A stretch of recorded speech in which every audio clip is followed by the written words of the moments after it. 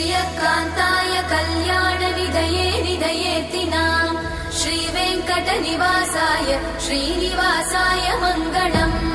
लक्ष्मी सविभ्रमालोकसुभ्रूविभ्रमचक्षुषे चक्षुषे सर्वलोकानां वेङ्कटेशाय मङ्गलम् श्रीवेङ्कटाद्रिशृङ्गाग्रमङ्गलाभरणाङ्गये मङ्गलानां निवासाय श्रीनिवासाय मङ्गलम् सर्वावयव सौन्दर्य सम्पदा सर्वचेतसां सदा सम्मोहनायास्तु वेङ्कटेशाय मङ्गलम् नित्याय निरवध्याय सत्यानन्दचिदात्मने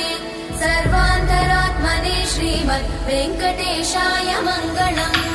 स्वतः सर्वविदे सर्वशक्तये सर्वशेषिने सुलभाय सुशीलाय वेङ्कटेशाय मङ्गलम्।